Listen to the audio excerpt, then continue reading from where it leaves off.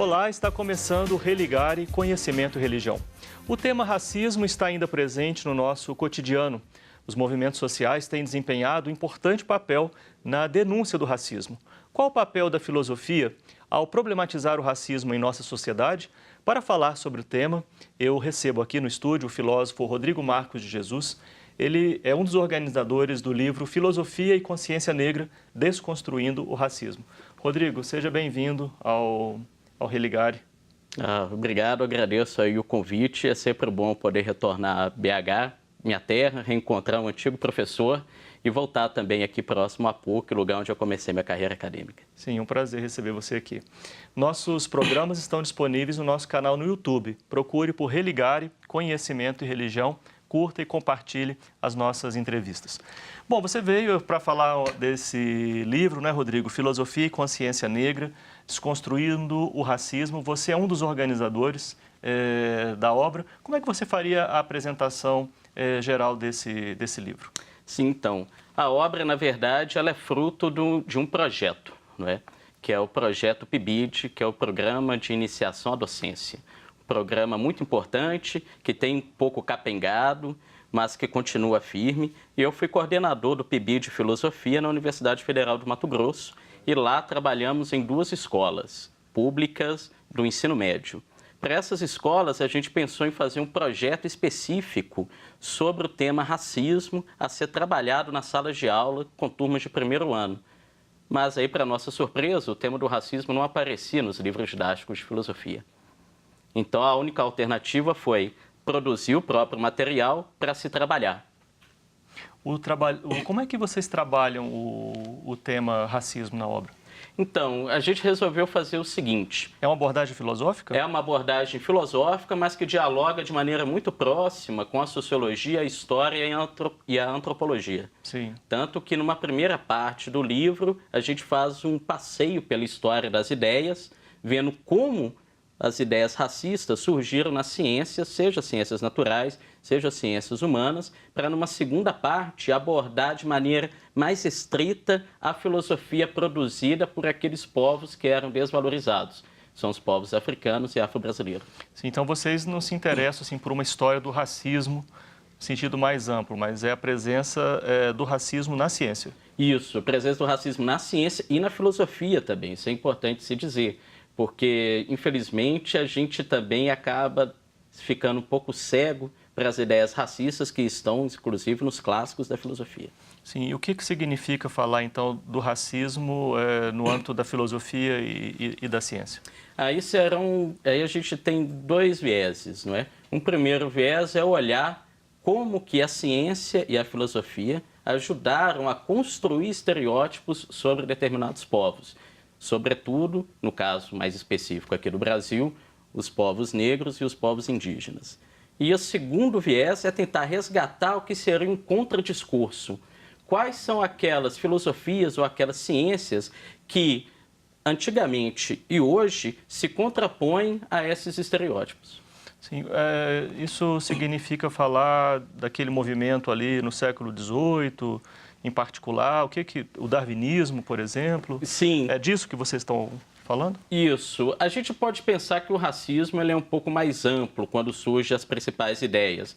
Há uma controvérsia entre os estudiosos se isso já seria algo na antiguidade, ou se começaria com a modernidade, ou se começaria ali no século XVIII e XIX.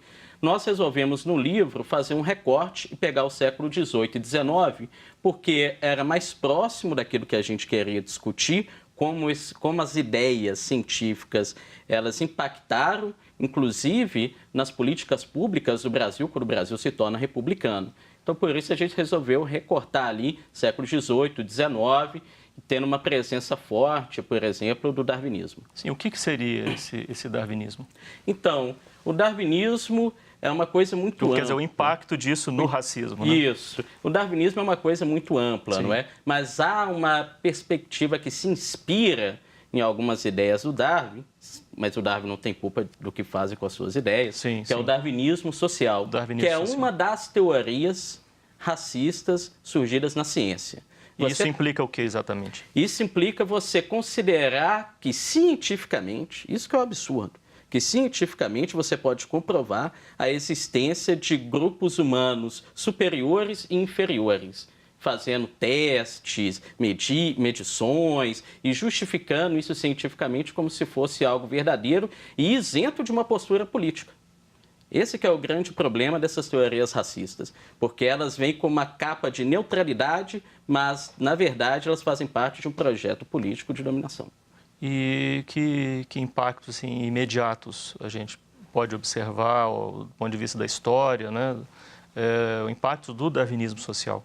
Então, a gente pode observar isso, tanto o darwinismo social, mas também uma outra perspectiva que foi avassaladora a presença dela no Brasil e no mundo, que foi a perspectiva eugênica, né? A eugenia era um tipo de ciência que, na verdade, bebia em várias outras fontes científicas para defender a ideia de melhoramento da raça humana. Só que, curiosamente, esse melhoramento da raça humana já tinha uma raça que era considerada superior e que geograficamente se encontrava na Europa, tinha a cor branca e normalmente também deveria ser homem, que esse também é um outro recorte, não é? E os impactos do darwinismo social e da eugenia na política pública, no caso do Brasil especificamente, apareceram em políticas de branqueamento da população.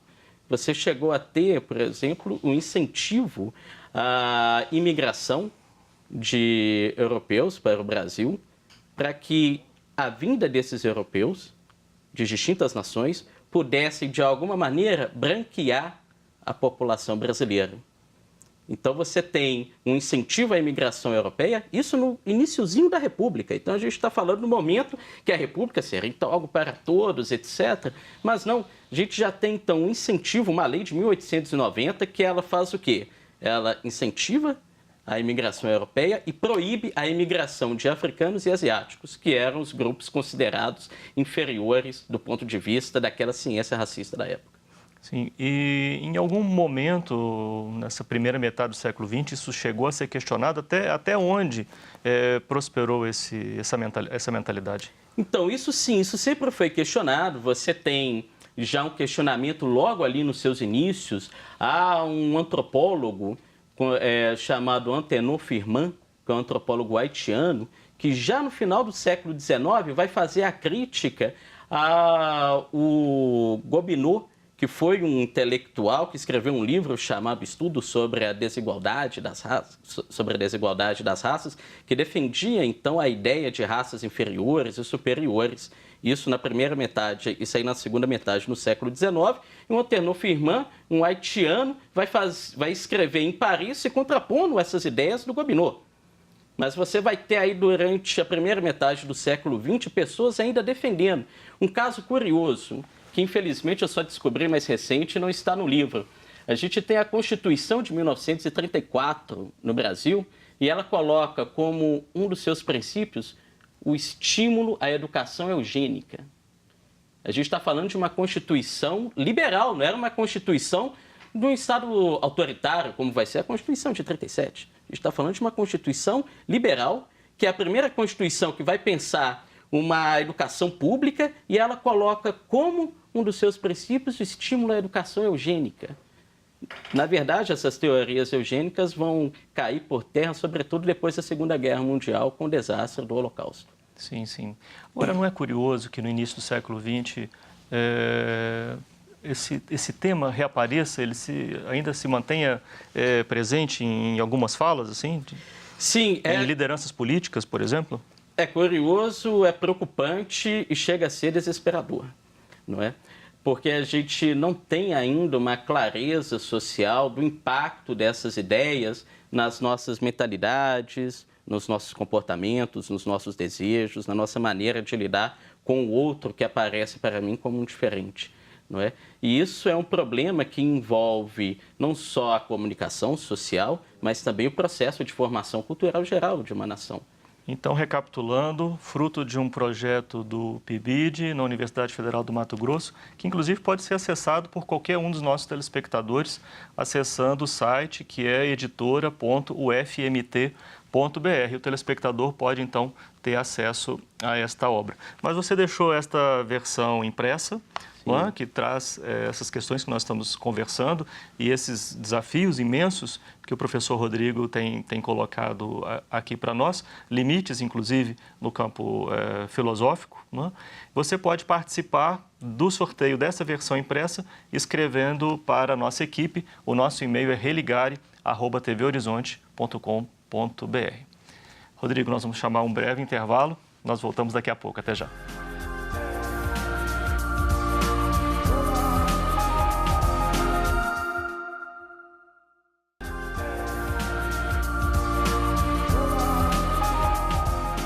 O Religare Conhecimento e Religião está de volta. Hoje nós estamos falando sobre filosofia e consciência negra. O nosso convidado é o filósofo Rodrigo Marcos de Jesus. Você terminou o primeiro bloco fazendo uma consideração bastante grave, não é? Quando, por exemplo, lida a partir da problemática do racismo, nós encontramos textos para lá de desconcertantes. Não é?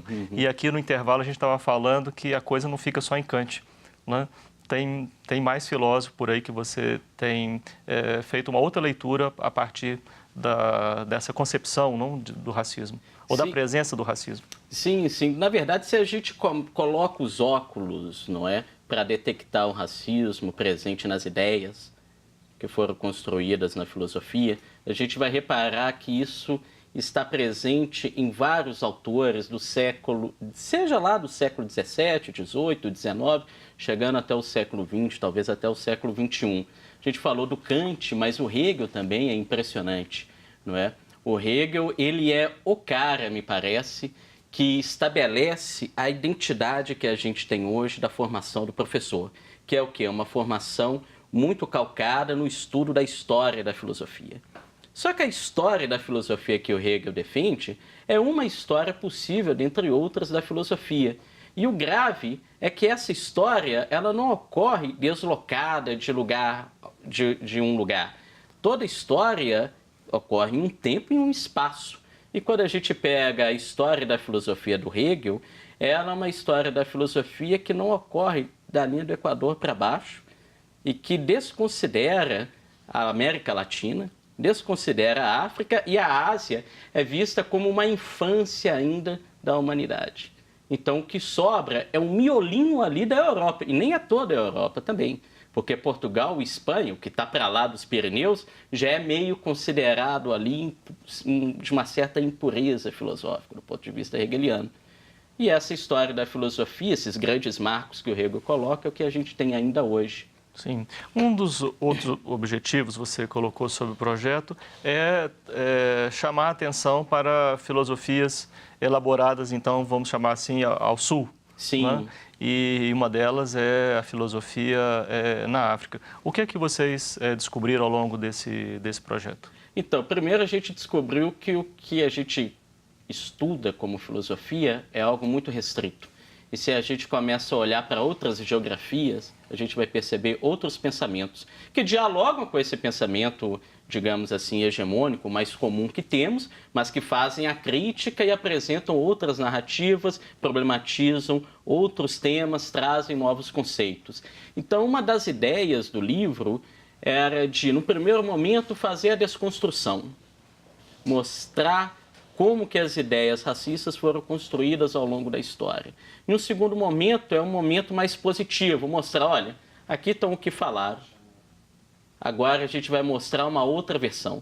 Tanto que o segundo capítulo do livro é chamado de Outras Margens da Filosofia, que é um pouco trazer essa ideia de uma navegação. É como se a gente, na filosofia, pegasse um rio e a gente está só na margem direita do rio.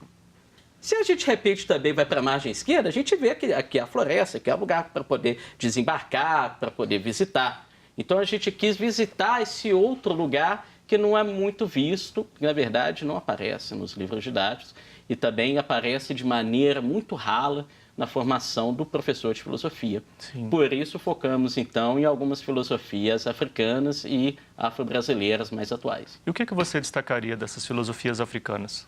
Então, quando a gente fala de filosofia africana, é também um universo enorme, não é? O que a gente quis fazer foi dar um mapa, um guia não é? Mostrar que existe uma diversidade nisso que a gente chama de filosofia africana.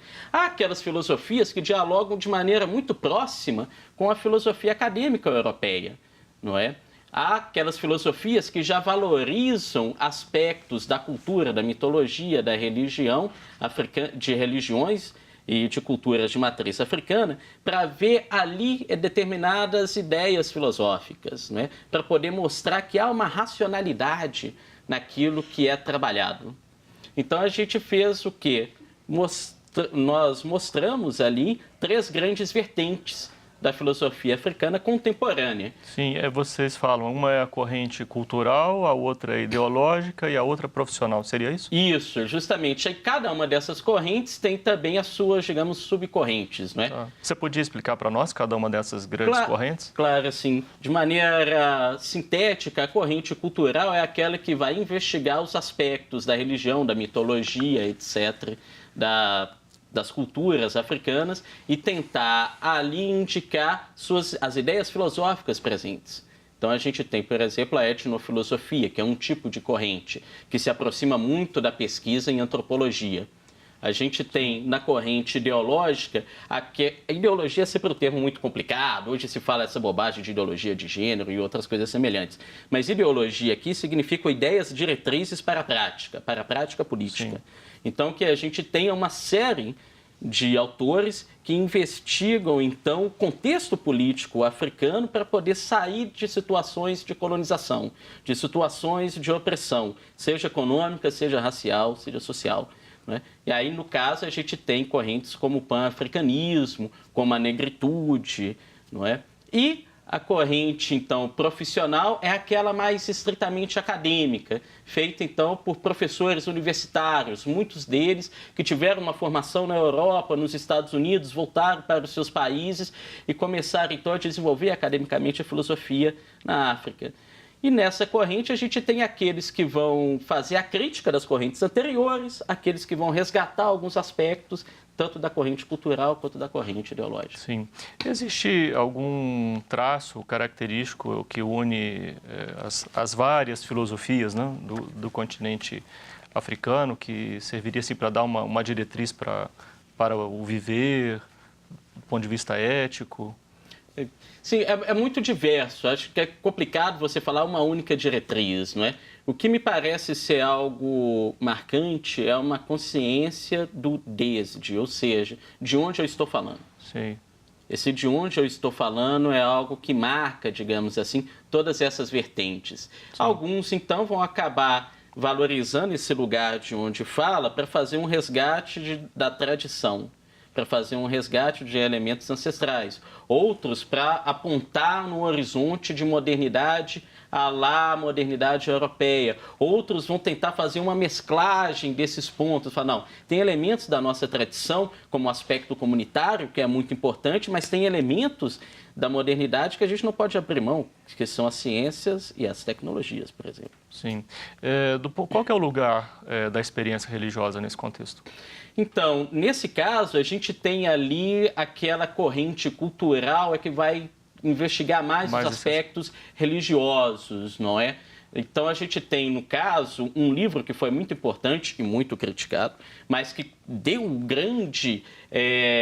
que foi o detonador, digamos assim, da discussão sobre a existência ou não de uma filosofia africana, que é o livro A Filosofia Banto, do Placide Tempels, né? Que era um missionário belga que tentava ali investigar elementos da tradição banta e ver quais são os aspectos filosóficos que teria ali. Muita gente criticou esse livro, achando que era uma visão ali um pouco enviesada, né? Outros acabaram seguindo algumas posturas do Tempels, que é olhar para a própria tradição, não é? Olhar para as religiosidades de uma determinada região e ver ali os aspectos filosóficos. Sim. E na América Latina, o projeto também se dedicou a investigar aspectos do pensamento filosófico aqui no continente latino-americano?